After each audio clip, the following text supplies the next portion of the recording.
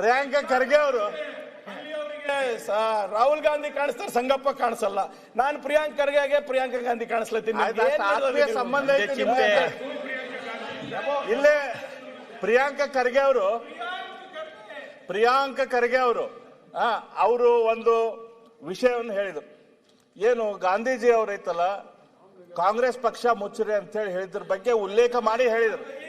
ಅದ್ರ ಬಗ್ಗೆ ಒಂದ್ ನಿಮಿಷ ಮಾತಾಡಬೇಡಿ ಅಂದ್ರು ಗಾಂಧೀಜಿ ಅವರು. ಉತ್ತರ ಕೊಟ್ಟಿದ್ರು, ಮತ್ತೆ ಚರ್ಚೆ ಮಾಡೋಣ. ಮಾನ್ಯ ಅಧ್ಯಕ್ಷರೇ, ಗಾಂಧೀಜಿ ಅವರು ಜನವರಿ 27, 1948ರಲ್ಲಿ ತಮ್ಮ ಹರಿಜನ್ ಪತ್ರಿಕೆಯಲ್ಲಿ my last will and testament ಅಂತ ಒಂದು ಆರ್ಟಿಕಲ್ ಬರೆದ್ರು.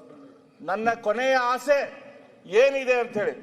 ಅವ್ರ ಕೊನೆಯ ಆಸೆ ಏನಂತ ಹೇಳಿದ್ರಂದ್ರ, ಕಾಂಗ್ರೆಸ್ ಪಕ್ಷ ಯಾವ ಕಾರಣಕ್ಕಾಗಿ ಹುಟ್ಟಿತ್ತು, ಆ ಬ್ರಿಟಿಷರನ್ನ ನಮ್ಮ ದೇಶದಿಂದ ಹೊರ ಓಡಿಸ್ಬೇಕಂತ ಹೇಳಿ.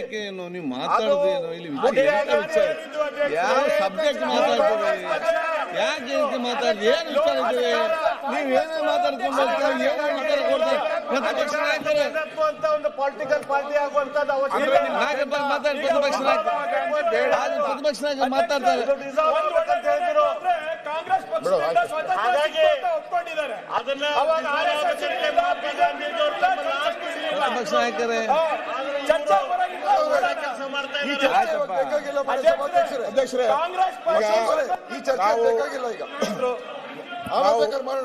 ಈಗ ಪ್ರತ್ಯೇಕವಾಗಿ ಕಾಂಗ್ರೆಸ್ ಕಾಂಟ್ರಿಬ್ಯೂಷನ್ ಏನು, ಆರ್ಎಸ್ಎಸ್ ಕಾಂಟ್ರಿಬ್ಯೂಷನ್ ಏನು, ಹಿಂದೂ ಮಹಾಸಭಾ ಕಾಂಟ್ರಿಬ್ಯೂಷನ್ ಏನು ಚರ್ಚೆ ಮಾಡೋಣ. ಆಯ್ತು ದಿನೇಶ್, ಒಂದ್ ನಿಮಿಷ. ಈಗ ಈ ಅಡ್ವರ್ಟೈಸ್ಮೆಂಟ್ ಯಾರು ದುಡ್ಡಲ್ಲಿ ಕೊಟ್ಟಿದ್ದೀರಾ? ಮೋದಿ ಅವರು, ಸೆಂಟ್ರಲ್ ಗವರ್ಮೆಂಟ್ ಅವರು. ಇದು ಆಡ್ ನೋಡ್ತಾ ಇದ್ರಲ್ಲ, ಮೋದಿ ಫೋಟೋ. ಯಾರು ಮೋದಿ ಅವ್ರ ಫೋಟೋ? ಯಾರು ದುಡ್ಡಲ್ಲಿ ಕೊಟ್ಟಿದ್ದಾರೆ? ಇದು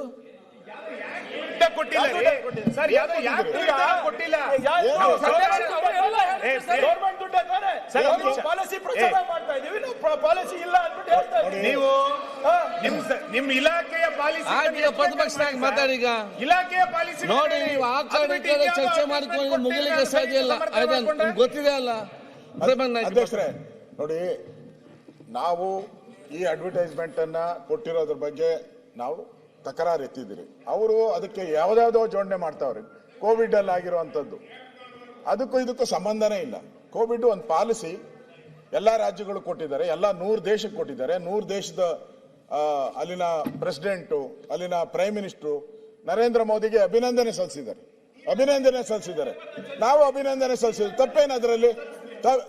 ಇವರು ಅಧ್ಯಕ್ಷರೇ, ಆಯ್ತು ಮಾತಾಡಿದಿರಲ್ಲ ಅಧ್ಯಕ್ಷರೇ. ನೀವು ನಿಮ್ಮ ಅಡ್ವರ್ಟೈಸ್ಮೆಂಟ್ ನ್ಯಾಷನಲ್ ಹೆರಾಲ್ಡ್ ಯಾಕೆ ಕೊಡ್ತೀರಾ? ಕೊಡ್ತೀನಿ. ಈಗ ನ್ಯಾಷನಲ್ ಹೆರಾಲ್ಡ್ ಡೆಲ್ಲಿ ಪೇಪರ್ ದಲ್ಲಿ ಕರ್ನಾಟಕ ಸರ್ಕಾರದ ಪೇಪರ್ ಯಾಕೆ ಕೊಡ್ತೀರಾ? 4 ಪೇಪರ್ ಖರ್ಚಾಗಲ್ಲ. ಇಲ್ಲಿ ಕಾಂಗ್ರೆಸ್ ಪಾರ್ಟಿ ಡೊನೇಷನ್ ಕೊಡೋಗಿದ್ರೆ ಹಂಗ ಕೊಡ್ರಿ. ಕರ್ನಾಟಕ ಸರ್ಕಾರದ ಟ್ಯಾಕ್ಸ್ ಯಾಕೆ ಕೊಡ್ತೀರಿ?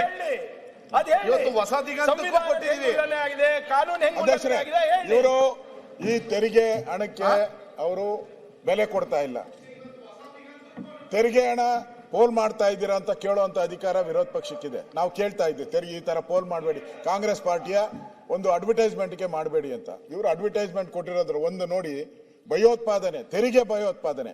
ಒಂದು ಸರ್ಕಾರಕ್ಕೆ ಗೌರವ ಇದ್ರೆ ಈ ತರ ಭಯೋತ್ಪಾದನೆ, ತೆರಿಗೆ ಹಿಂಗೆಲ್ಲ ಹೇಳ್ತಾರೆ ಯಾರಾದ್ರೂ? ಒಂದು ಸರ್ಕಾರ ಅಡ್ವರ್ಟೈಸ್ಮೆಂಟ್ ಕೊಟ್ಟಿರೋದು ಭಯೋತ್ಪಾದನೆ, ಕೇಂದ್ರ ಸರ್ಕಾರದ ವಿರುದ್ಧವಾದಂತ ಭಯೋತ್ಪಾದನೆ. ಅದೇ ಯಾರನ ಕೇಂದ್ರ ಸರ್ಕಾರದ ರಾಜ್ಯ ಸರ್ಕಾರಕ್ಕೆ ಈ ತರ ಅಡ್ವರ್ಟೈಸ್ಮೆಂಟ್ ಕೊಟ್ರೆ ಸುಮ್ಮನೆ ಇರ್ತಾರ? 100 ರೂಪಾಯಿ ಇವರಿಂದ ಏನ್ ಹೇಳಿದ್ರು, ನಮ್ಮಿಂದ ಕೇಂದ್ರ ಸರ್ಕಾರ ನಡೀತಾ ಇದೆ ಅಂತ.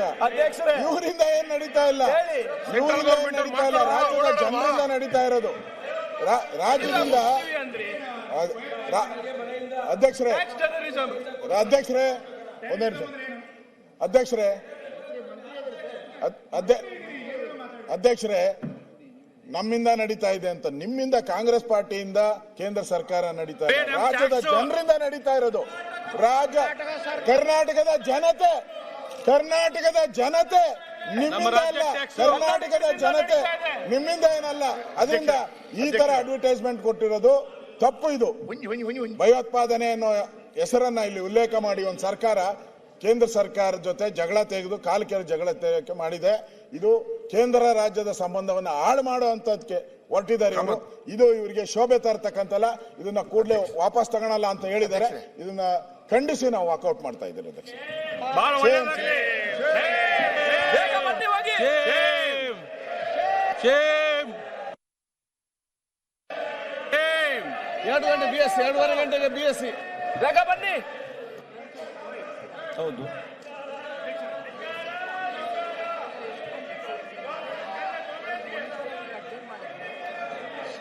ಶೇಮ್. 2:30 BSc ಅದೇ. ಅದೇ ಆಗ್ತದೆ.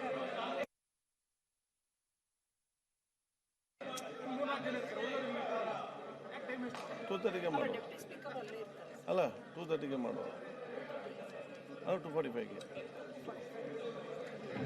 ಸದನವನ್ನು ಮನೆ ಅಧ್ಯಕ್ಷರೇ ಒಂದು ನಿಮಿಷ. ವಿರೋಧ ಪಕ್ಷದ ನಾಯಕರು ಭಯೋತ್ಪಾದನೆ ಬಗ್ಗೆ ಮಾತನಾಡಿದ್ರು. ಸರ್ ಸಚಿವರು ಉತ್ತರ ಮುಗಿಲಿ. ಬಿಜೆಪಿ ಕೇಳೋದು ಬೇಡ, ಹೊರಗೋಲಿ ಅವರು ಮಾತಾಡಿ. ಮಾನ್ಯ ಅಧ್ಯಕ್ಷರೇ, ವಿರೋಧ ಪಕ್ಷ ನಾಯಕರು ಭಯೋತ್ಪಾದನೆ ಬಗ್ಗೆ ನಾವು ಭಯೋತ್ಪಾದನೆ ಅಂದಿಲ್ಲ, ತೆರಿಗೆ ಭಯೋತ್ಪಾದನೆ. ಅಧ್ಯಕ್ಷರೇ, ಒಬ್ಬ ಕನ್ನಡಿಗ 100 ರೂಪಾಯಿ ಇವಾಗ ಕೊಟ್ರೆ ಕೇಂದ್ರ ಸರ್ಕಾರಕ್ಕೆ ತೆರಿಗೆ ಆಗಿ ಬರೋದು 13 ರೂಪಾಯಿ ಅಧ್ಯಕ್ಷರೇ. ಅದೇ ತೆರಿಗೆ ಒಬ್ಬ ಉತ್ತರ ಪ್ರದೇಶದವ್ರು ಕೊಟ್ರೆ ಅವರಿಗೆ ದುಪ್ಪಟ್ಟು ಹೋಗುತ್ತೆ. ಮಧ್ಯಪ್ರದೇಶ, ಬಿಹಾರು 3 ಪಟ್ಟು ಹೋಗುತ್ತೆ. ಅಂದ್ರೆ 100 ರೂಪಾಯಿ ಕೊಟ್ರೆ 278, 88, 300 ಹೋಗುತ್ತೆ. ನಮ್ಗೆ 13. ನಾವು ಕೇಳ್ತಾ ಇರೋದೇನು ಅಧ್ಯಕ್ಷರೇ, ನಮಗೆ ಒಕ್ಕೂಟ ವ್ಯವಸ್ಥೆದಲ್ಲಿ ನಮಗೆ 100 ರೂಪಾಯಿ ವಾಪಸ್ ಕೊಡಬೇಡಿ, ಅಟ್ಲೀಸ್ಟ್ 25 ರೂಪಾಯಿ 30 ರೂಪಾಯಿ ಕೊಟ್ರೆ ನಾವು ಅದು ಬೆಟರ್ ಇನ್ಫ್ರಾಸ್ಟ್ರಕ್ಚರ್ ಕೊಡ್ತೀವಿ, ಉದ್ಯೋಗ ಸೃಷ್ಟಿ ಮಾಡ್ತೀವಿ, ತೆರಿಗೆ ಜಾಸ್ತಿ ಆಗುತ್ತೆ. ಈಗ ಅದು ಕೇಳೋದು ತಪ್ಪ ಅಧ್ಯಕ್ಷರೇ? ಅದು ಕೇಳಿದ್ರೆ ಇಲ್ಲ ಏನೂ ಕೊಡಲ್ಲ. ಆಮೇಲೆ ಅಲ್ಲಿ ಏನ್ ಮಾಡ್ತಾ ಇದ್ದಾರೆ, ಆ ಒಕ್ಕೂಟ ವ್ಯವಸ್ಥೆದಲ್ಲಿ ಅವ್ರು ಯಾರು ದುಪ್ಪಟ್ಟು ಪಡಿತಾ ಇದ್ದಾರೆ, ಅಲ್ಲಿ ಶಾಲೆ ಕಟ್ತಾ ಇದಾರ, ಅಲ್ಲಿ ಏನು IT ಕಂಪನಿಗಳು ಹೋಗ್ತಾ ಇವೆ. ಇದನ್ನ ನಾವು ಕೇಳೋದು ತಪ್ಪಾಗ್ತದ ಅಧ್ಯಕ್ಷರೇ? ನಮ್ಮ ಕೇಂದ್ರ ಸರ್ಕಾರದಿಂದ ಈಗ 15ನೇ ಹಣಕಾಸಿಂದು 2500 ಕೋಟಿ ರೂಪಾಯಿ ಇನ್ನೂ ಬಂದಿಲ್ಲ. 2500 crores 15 ಫೈನಾನ್ಸ್ ಏನೋ ಇನ್ನ ದುಡ್ಡು ಬಂದಿಲ್ಲ ಅಧ್ಯಕ್ಷರೇ. ಅದು ಕೇಳಬಾರ್ದ? 15,000 ಕೋಟಿ ರೂಪಾಯಿ ಜಲ್ ಜೀವನ್ ಮಿಷನ್ ನಲ್ಲಿ ಕೇಂದ್ರ ಸರ್ಕಾರದ ಪಾಲನ್ನು ನಾವು ಕೊಟ್ಟಿದ್ದೀವಿ ಅಧ್ಯಕ್ಷರೇ. ಹೋದ ವರ್ಷ ನಮ್ಗೆ 5,000 ಕೋಟಿ ರೂಪಾಯಿ ಕಮಿಟ್ಮೆಂಟ್ ಇತ್ತು, ನಮಗೆ ಬಂದಿದ್ದು 571 ಕೋಟಿ ರೂಪಾಯಿ. ಅದು ಕೇಳಬಾರ್ದ ಅಧ್ಯಕ್ಷರೇ? ಇದು ತೆರಿಗೆ ಭಯೋತ್ಪಾದನೆ ಅಂದ್ರೆ ಇನ್ನೇನು ಅಧ್ಯಕ್ಷರೇ? ನಮಗೆ ಬರುವಂತ ಬಂಡವಾಳ, ನಮ್ಗೆ ಬರ್ಬೇಕಾಗಿರುವಂತ ಇನ್ವೆಸ್ಟ್ಮೆಂಟ್ಸ್ ಕೇಂದ್ರ ಸರ್ಕಾರಕ್ಕೆ ಸಬ್ಸಿಡಿಗೆ ಇನ್ಸೆಂಟಿವ್ಸಿಗೆ ಹೋದ್ರೆ ಇಲ್ಲ, ನೀವು ಬರೇ ಗುಜರಾತಿಗೆ ಹೋಗ್ಬೇಕು, ಮಹಾರಾಷ್ಟ್ರಗೆ ಹೋಗ್ಬೇಕು, ಉತ್ತರ ಪ್ರದೇಶಿಗೆ ಹೋಗ್ಬೇಕು, ಅಸ್ಸಾಮಿಗೆ ಹೋಗ್ಬೇಕು ಅಂದ್ರೆ ಅದು ಭಯೋತ್ಪಾದನೆ ಅಲ್ವಾ ಅಧ್ಯಕ್ಷರೇ? ಈಗ IT ಇನ್ಕಮ್ ಟ್ಯಾಕ್ಸ್ ನಲ್ಲಿ ನಾವು ನಂಬರ್ 1 ಇದೀವಿ, ಫಾರಿನ್ ಏನು ಇನ್ವೆಸ್ಟ್ಮೆಂಟ್ಸ್ ನಲ್ಲಿ ನಂಬರ್ 1 ಇದೀವಿ, IT ಎಕ್ಸ್ಪೋರ್ಟ್ಸ್ ಅಲ್ಲಿ ಅಧ್ಯಕ್ಷರೇ this year I will cross 5.5 lakh crores. 1 ರೂಪಾಯಿ ನಮ್ಗೆ ಬರೋದಿಲ್ಲ. ಆಸ್ತಿ ತೆರಿಗೆನಲ್ಲಿ ನಂಬರ್ 1 ಇದೀವಿ. ನಾವು ಏನಾದ್ರೂ ಹೆಚ್ಚು ಕೇಳಿದ್ರೆ ತಪ್ಪೇನಿದೆ? ನಾವೇನು ಎಲ್ಲಾನು ಕೇಳ್ತಾ ಇಲ್ಲಲ್ಲ, ಅದಕ್ಕೆ ನಾವು ತೆರಿಗೆ ಭಯೋತ್ಪಾದನೆ ಅಂತ ಹಾಕಿದೀವಿ. ಏನ್ ಕನ್ನಡಿಗರ ಪಾಲ್ ಕೇಳೋದು ತಪ್ಪಾಯ್ತಾ? ಅವರಿಗೆ ನಿಜವಾಗ್ಲೂ ಕನ್ನಡಿಗರ ಬಗ್ಗೆ, ಕರ್ನಾಟಕದ ಬಗ್ಗೆ ಏನಾದ್ರೂ ಕಾಳಜಿ ಇದ್ರೆ ನಮ್ಮ ಜೊತೆ ಕೈ ಜೋಡಿಸ್ತಾರೆ. ಅಲ್ಲಿ ಹೋಗಿ ಡೆಲ್ಲಿನಲ್ಲಿ ಇಷ್ಟೆಲ್ಲ ಹೇಳ್ತಾರಲ್ಲ, ಮೋದಿ ಅವ್ರು ಗುಣಗಾನ ಹಾಡ್ತಾರಲ್ಲ, ಸರ್ ನಮ್ಮ ರಾಜ್ಯಕ್ಕೆ ಅನ್ಯಾಯ ಆಗ್ತಾ ಇದೆ, ನಮ್ಮ ಜನರಿಗೆ ಅನ್ಯಾಯ ಆಗ್ತಾ ಇದೆ, ನೀವು ನಮಗೆ ನ್ಯಾಯ ಕೊಡಿಸ್ಬೇಕು ಅಂತ ಹೇಳ್ತಾರೆ. ಹೋದ ಬಾರಿ ಇಡೀ ಕ್ಯಾಬಿನೆಟ್ ಎಲ್ಲ MLAಗಳು ಡೆಲ್ಲಿಗೆ ಹೋಗ್ಬೇಕಾಗಿತ್ತು ಅಧ್ಯಕ್ಷರೇ. ಪ್ರತಿಭಟನೆ ಇತಿಹಾಸದಲ್ಲಿ ಮೊದಲನೇ ಬಾರಿ all MLAs protested in front of Delhi. ಏನಕ್ಕೆ ಅಧ್ಯಕ್ಷರೇ? ನಮ್ಗೆ ಪಾಲ್ ಬರಬೇಕಾಗಿತ್ತು NDRF ನಲ್ಲಿ, SDRF ನಲ್ಲಿ. ಸಂವಿಧಾನಿಕ ಹಕ್ಕದು ಕೊಟ್ಟಿಲ್ಲ. We went to Supreme Court on that terrorism. ಅವಾಗ ನಮ್ಗೆ ಸಿಕ್ತ, ಅದನ್ನು ದುಡ್ಡಿನ ಬಂದಿಲ್ಲ ಅಧ್ಯಕ್ಷರೇ. ಇದಕ್ಕೆ ತೆರಿಗೆ ಭಯೋತ್ಪಾದನೆ ಅಂದಿಲ್ಲ ಅಂದ್ರೆ ಇನ್ನೇನ್ ಹೇಳ್ಬೇಕು ಅಧ್ಯಕ್ಷರೇ? ಸೊ ದಯವಿಟ್ಟು ನಾನು ಮನವಿ ಮಾಡ್ಕೊತಾ ಇದ್ದೀನಿ, ಈ ಬಿಲ್ ಏನಿದೆ VB ಗ್ರಾಮ್ಜಿ ಚರ್ಚೆ ಮಾಡ್ಲಿ. ಕಾರ್ಮಿಕರ ವಿರುದ್ಧ ಇದೆ, ಪಂಚಾಯತ್ ವಿಕೇಂದ್ರೀಕರಣ ವಿರುದ್ಧ ಇದೆ, ಸಂವಿಧಾನದ ವಿರುದ್ಧ ಇದೆ, ಕರ್ನಾಟಕದ ಪ್ರಗತಿಗೆ ವಿರುದ್ಧವಾಗಿದೆ. ಅವರು ದಯವಿಟ್ಟು ಅದನ್ನ ಅರ್ಥ ಮಾಡ್ಕೊಂಡು ಚರ್ಚೆಗೆ ಬರ್ಬೇಕು ಹೊರತು ಹಿಂಗೆ ಅವರು ಕೇಶವ್ ಕೃಪಾಗೆ ಮತ್ತೆ ನಿಮ್ಮ ಕೇಂದ್ರ ಸರ್ಕಾರಕ್ಕೆ ಮನವೊಲಿಸಲಿಕ್ಕೆ ಹಿಂಗೆ ಕನ್ನಡಿಗರಿಗೆ ಅನ್ಯಾಯ ಮಾಡಬಾರ್ದು ಇವರು.